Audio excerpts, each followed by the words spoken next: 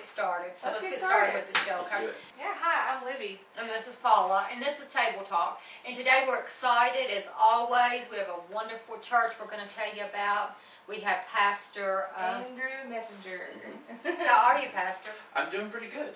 Yes, and so you're from what church? I'm from Graefenburg Christian Church in Frankfort, Kentucky, right out on the west side. Our address, 5900 Louisville Road. And that will be at the bottom of the screen. That's right, that's right. And if you know where US 60 is, we're right there off of 60 and 151, Yes. the brick church right up on the hill. Is that going towards Shelbyville? Yeah. Okay. Yeah.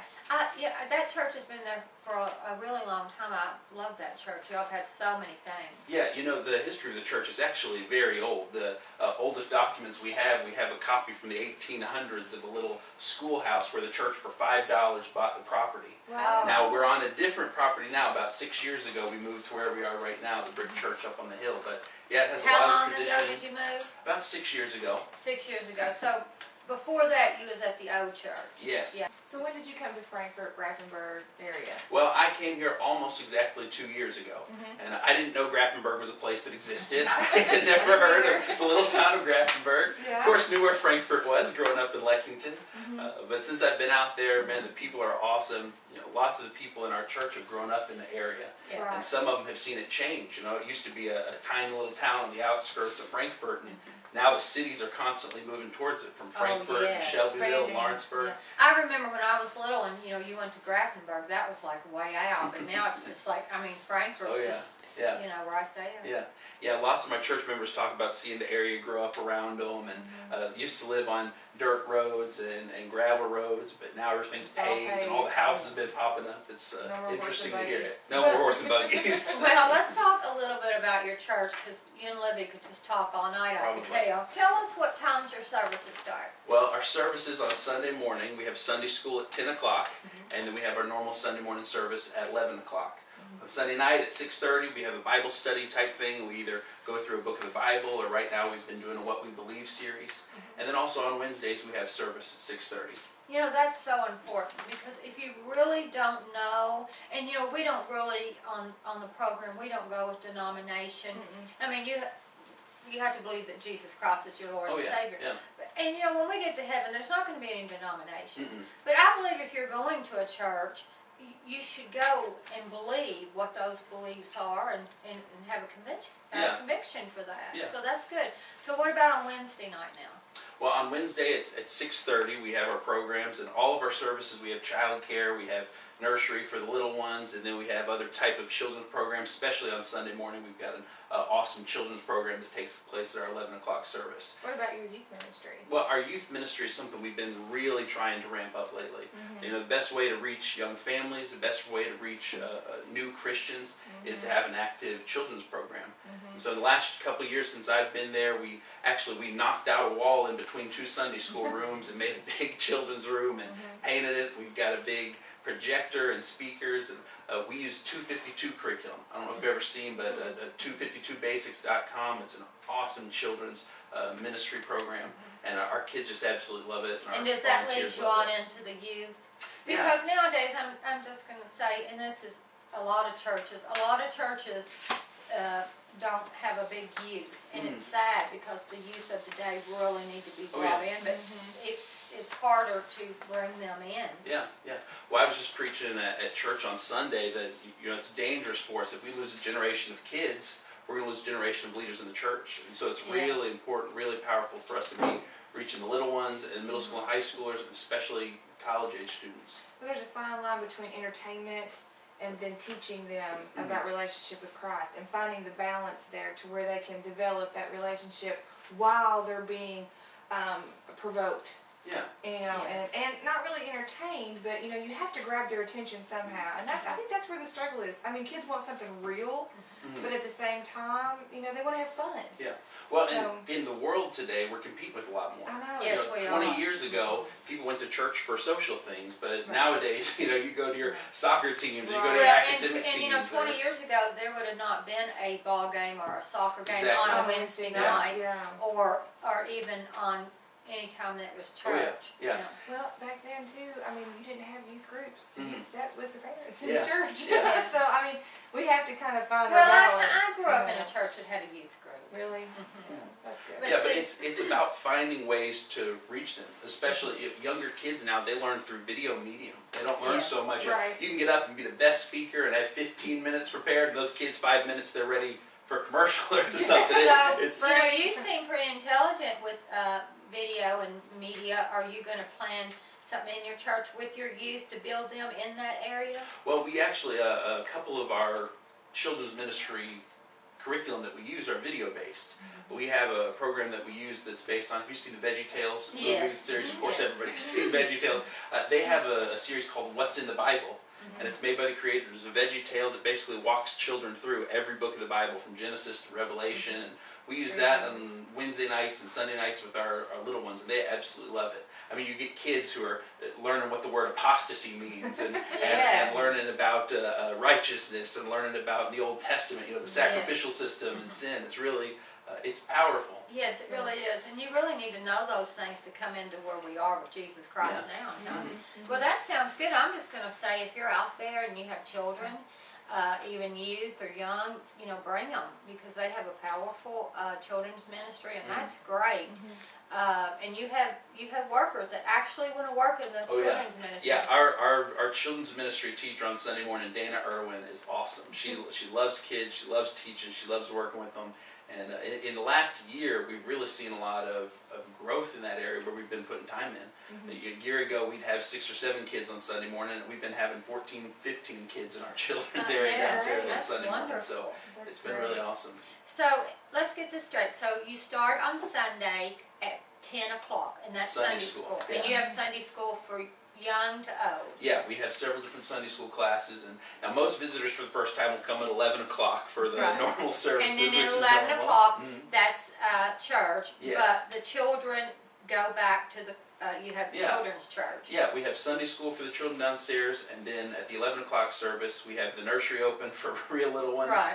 We also have a We Worship class for the small kids, like the preschool age. Right. And then kindergarten and 5th grade are downstairs in our youth room and our children's room. That's where Dana teaches, and we use that orange curriculum. It's pretty. And then on Sunday night, what time does that start? Sunday nights at 6:30. And is everybody in the church? We have all the adults upstairs, and the middle school and high schoolers have a class downstairs, and then the little ones also have a class downstairs as well. That's good. I like that. So, and then on Wednesday nights, it's more of a Bible study. Yeah, for the adults. Yeah, and the first Wednesday of every month, we actually have a family event that we do, and we have a movie night, and so we choose a Christian movie, maybe ideally, something for kids. Sometimes we have a little bit, we watch the movie Courageous, a couple of these Christian movies that have come out lately, and basically everybody just brings some type of dish or a bag of chips or something. We have a little family potluck, and that's the first Wednesday night of every month at 6:30. That's good. Yes, I like that movie. Did you see it? What was it? Tim McGraw and Sandra Bullock, and they kind of adopted the, what was that called? Yeah, it was about the football player. Yeah, and that was a true story. Yeah. Well, there have been a couple of them that have come out that are similar along so those lines. So you show those kind of movies. Yeah, and then every once in a while we'll show a children's friendly movie or something like that. Just something that's good for the family to see, and just a time for us to hang out and enjoy one another's company. You're so energetic. I love the energy and the power that you have when you're up preaching. I bet you're just a fireball. Well, I try, but it was. Did you have a family? Yes, yeah. My wife and I have been married for 2.5 years, and we just 7 months ago had our first baby. Oh, so we that's good. Had a little girl, and she's what's her name? Her name's Autumn. Autumn. I love Beautiful. We went on vacation last week and took her, and vacation with the 7-month-old was hard. That was. You should have called me up. I could have told you that, but I don't even have children.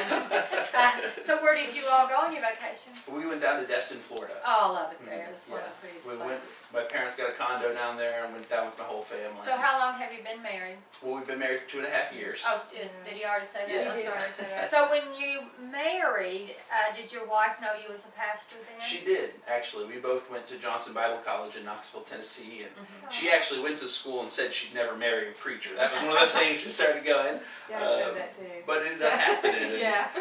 And that was one of the things before we got married, was saying, this is what I'm called to do, this is what I'm going to do, or are you on board with it? And she was. Well, that's good. That's really awesome. I have a personal question. How did you know that you were called? How did you know? When did you find out that God was drawing you into a ministry? Well, I feel like I had a little bit of a unique situation. When I was 15 years old, a friend of mine who's actually a leader in our youth group at my church in Lexington. He was preaching at church on the weekends and asked me to fill in for him. And I, as a 15-year-old, said, all right, yeah, sure, I'll preach on Sunday morning, no problem. Went and preached my first sermon, didn't think much of it, and a couple of years later, I was sitting on a porch outside. I was 17, and I was reading in Proverbs about where the Bible says, where Solomon's writing to seek wisdom, seek understanding. It's worth more than anything. And just in that moment, the Spirit just, I just was overwhelmed that I'm supposed to be in ministry. I'm supposed to be doing this. And so from that moment, that's what I've been doing, just doing my best to follow the call and follow where He takes me. So you grew up in Lexington. You were born and raised in Lexington. Oh, yeah. You just got whirlwinded right into Graefenburg to minister at this church. Yeah. And now you have a family, and Yeah. that's awesome. Yeah, it's been a crazy 10 years since Yeah, I met. that is. It is wonderful. So We what's love your that. long-term goals? Where do you see yourself in the next 10 years? I'm not sure. I don't know about that far ahead. Hopefully right now I'm here at Graefenburg and growing it and doing the best to reach the community as much as we can and keep doing the Lord's work here. Amen. Well, that's amen. I like that. Amen. So Pastor Andrew, tell us, what brought you to Graefenburg? Well, when I was looking at Graefenburg, first off, I love the elders. 3 guys who've been the elders there for 30 years, and they're good, godly men and leading the church. But the real thing that drew me there was the location of the church. It's in that brick church right up there on the hill, right off 60 and 151. And the better part of it is we're right in the middle of these 3 areas that are growing. Frankfurt's growing to us from the east, Shelbyville's growing to us from the west, Yes. and Lawrenceburg from the south. And I really appreciate my people. We've got people in the church from all 3 different communities, and God's kind of planted us here that as these communities grow together in the next 5, 10 years, that we're going to be the church right here in the center of You're it. centrally that's good. located. Yeah. That's awesome. That so you is saw awesome. that way before. Yeah. Well, that was one of That's the things cool, driving in. yeah. I said, it's coming this way. This is all going to be houses and stuff around us eventually. And, Yeah. could take 10 years, but it's going to be there soon. So. That's where you're going to be in 10 years? Well, hopefully. That's the plan. Yes, that's good. Well, God gave that to you. So tell us a little bit about, I didn't know this and while we was on the break and we came back, you was telling me that you all had a food pantry. Yeah. Now the church itself has a food Yes. pantry? Yeah, we're involved once a month. We hand out the government commodities to senior citizens, and we have a couple people in our church that run that. But we also have our own food pantry at our church, and we have a couple of our members that basically run it, and our people donate to it. And if we get a call from a family in Frankfurt or Lawrenceburg or Shelbyville, somebody needs food, we can just go down, box some up, and run them out some. And we can't help everybody, Oh, yes. but we help as many as we you can. can. Yeah. Do you have an application process? Like most churches I have found here lately have an application process. You have to come, fill out an application. Yeah. And Ours is pretty much call, and if we Okay. have stuff available, we bring them out. Now we keep track of the families that Right, we help, and, right. and so we know who we're helping and when we're helping them. But it's not a very long process. It's pretty informal overall. Yeah. So that we can put a phone number at the bottom Yeah. of the screen. Yeah. And if you Yeah. need help with food, then this is the place to call. Yeah, definitely. Yes, and if you're a senior citizen and you're living in that area and you want to Some assistance. some assistance to receive the commodities, call the church. Yeah, our church phone number, the office phone number, lots of times it goes straight to voicemail or straight to message, but if you leave a message, we can get back with you and let you know the channels to go through for those. So can anybody donate to your food pantry? Oh yeah, yeah. And what kind of foods do you look for? Which foods will you not accept? The main things that we use are canned goods. Yeah. They're the best, they last the longest, so green beans, canned apples, corn, anything like that. Right. Cereal is also great, helpful for little kids, and if people are traveling, we've had people who've just come by who are homeless or just travel through the area to be able to give them a box of cereal and say, Right. silver and gold I don't have, but what I have I give you, right? That's a box of right. Cheerios. So Yeah. that's right, yeah. Here's your Cheerios. Yeah. So tell us about the fall festival that you're going to have. So it's going to be in the fall. We don't really know the date yet, but they do have a website, and that's going to be on the bottom of the screen. So if you want to know, be going on the website and looking. Yeah. So tell us a little bit about the fall festival. Yeah, well, our women's ministry, along with our children's ministry, are working on a big fall festival, and they're hoping to do a Duck Dynasty theme. Oh, cool. And so they've got a bunch of stuff they've thought of, and I don't know if we do a lot well at Graefenburg, but we cook really well. So we're Right. we'll have some food and some desserts, and basically our fall festival is just a time to kick off, to celebrate, and maybe mourn that summer's over a little bit, that we're getting ready to get back into the school season, and just a chance for us to show families in the area that we love them. Oh, so that'll be good. So that's for the community and for people to come Yeah. in. Well, great. Libby, why don't you talk about this? This just makes me think of you. The ladies' ministry tea time. Yeah. That sparked some interest for me because I'm always looking for creative ladies meeting.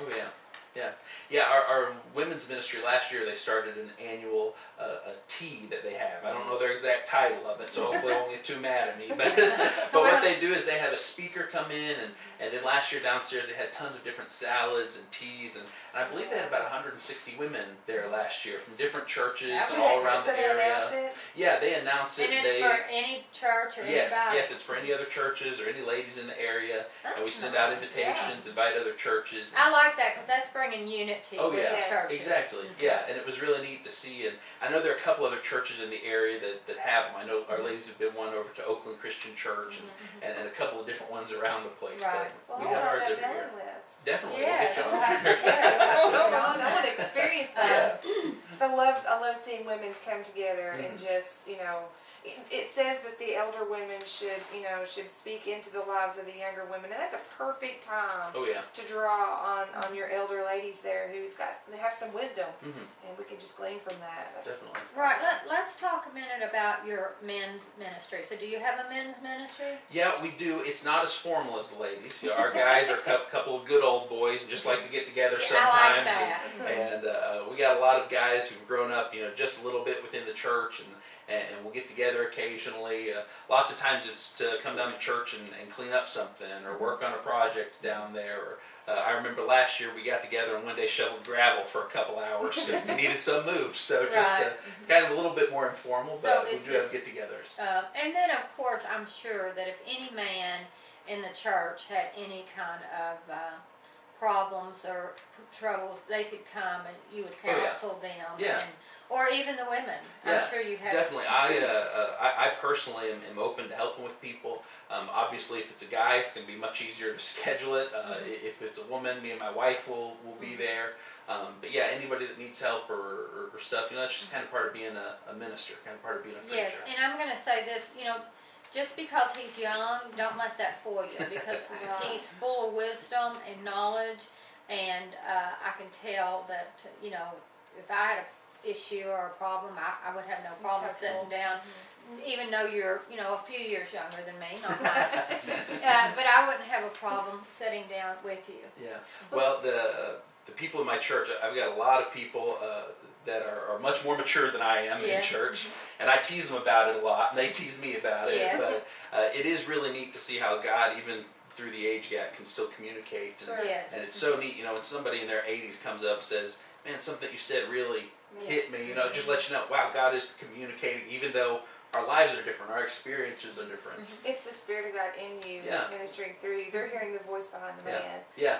And sometimes it's good just to get out there and shovel some gravel. Oh, that's right. Some stuff too. I'm telling you, a little hard work. And you know what? And you're learning from them too. I'm Oh, of sure course. they can give you. Oh, yeah. You probably have elders or deacons Oh yeah. that speak into Yeah. your life Well, too.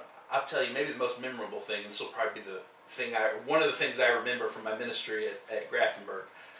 There's a man in our church, and I won't say his name, but last year his wife died, and his daughter died, and his brother died. I mean, just in the span of a month. Wow. And I was going to his house after his wife had died, and I called my grandma and said, "Grandma, I don't know what to say to this guy. He's lost 3 family members. He's an 85-year-old man. I'm a 27-year-old kid who doesn't know nothing."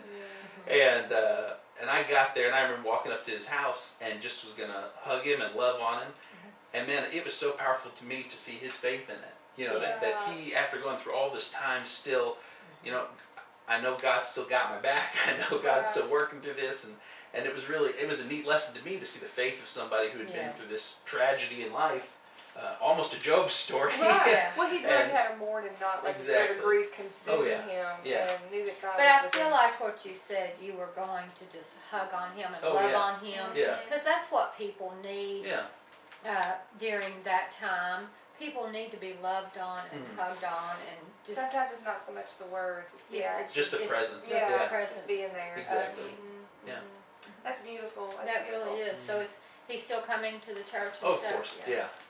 And him and his family are very involved, and it's just neat to see him every Sunday. Oldest guy in the church, oldest active member, and still a smiling face. He still gets up and plays guitar and sings sometimes for us. Oh, and, that's good. Oh, yes, that's what we wanted to know. we don't have too long, but let's go into the kind of like the worship you had. So, Just take us through a Sunday morning Yeah. Yeah, service. real quick. Well, right now we still have a very traditional service. We still sing hymns and use hymnals, and hopefully here in the next coming year, we're going to start working on moving into a couple more contemporary songs, maybe to lead off the service or something like that. But our service right now, very traditional, and of course we have communion every Sunday, and I get up and preach every Sunday. Yes. But it's the best part is we have friendly people. Yes. One of the things that would stink as ministers, if you didn't have friendly people, it's kind of hard to put a Band-Aid on that. Right. We have a very friendly congregation. Yes, and I like even singing out the hymns sometimes. I love that. I miss that. So, Yeah. Even if you do go contemporary, maybe, I'm not trying to tell you what to do, maybe on Wednesday, you can keep the hymns for the people and just have both. Yeah. Well, we will always have hymns, at least for a while. Yes. We're gonna have. We're not changing anything too quick, too fast. All right, well, guys, believe it or not, but time is up. So we're just going to allow you, Pastor, to just look in the camera and just really tell Frankfurt your heart and what you want Frankfurt to know about, and not necessarily Frankfurt. We know that Lawrenceburg is around there in Shelbyville, but the program airs in Frankfurt. Yeah. So if you live in Frankfurt and you want to tell this to somebody in Shelbyville or Lawrenceburg, go ahead. Yeah. But just tell Frankfurt your heart. Well, I always preach to the members of my church that Graefenburg's about three things. We have three main goals. Our first goal is to seek and save the lost. Jesus says the reason that he came to the earth was to seek and save lost people. And so while it's great to have members from other churches come and join your church if they're looking for a new place, our goal is to reach lost people in the communities around us, people who've never heard about Jesus before. The second goal of our church is to be a safe place for a dangerous message. If you think about it, the gospel is really a dangerous message. Jesus asked us to lay down our lives every day. He asked us to follow him. He asked us to give up ourselves, to love our enemies, to pray for those who hate us. That's a dangerous message to preach into this world. And so we want at Graefenburg to be a safe place where people feel like they can bring their children. They feel like they're friendly on Sunday morning. They can find a parking place. And that's important for us to get all the other stuff out of the way and just preach the gospel message on Sunday morning. To be a safe place for the dangerous message of the gospel. And the last thing I always preach to my people is we're about God's glory in everything that we do. In every ministry, in every sermon, in every song, we want to bringing glory to God. The Bible tells us that's the most important thing that we can do with our lives, that we've been sent here to praise God, we've been sent here to bring glory to him, that daily we're supposed to be living our life as a sacrifice to please him. And so we try in everything that we do to bring glory to God. It's those three goals that we are trying to build on at Graefenburg. It's those three things that we think are going to powerfully change the communities and the culture around us. To seek and save the lost, to be a safe place for a dangerous message, and to bring glory to God in all that he does. Now we do that through reaching children. We do that through reaching families, through having events at our church where you can come and just feel at home and feel like it's a safe place. And so we hope if you're out there that you can contact us. We'll have a phone number on here. We'll have our website on here. If you want any other information about the church, my phone number I give out that I can answer questions about, 859-797-6046. And if you're looking for a place, if you're out there and just looking for a safe home, give me a call and we'd love to have you at Graefenburg. Thank you for joining in this time of Table Talk. And we love you. God bless.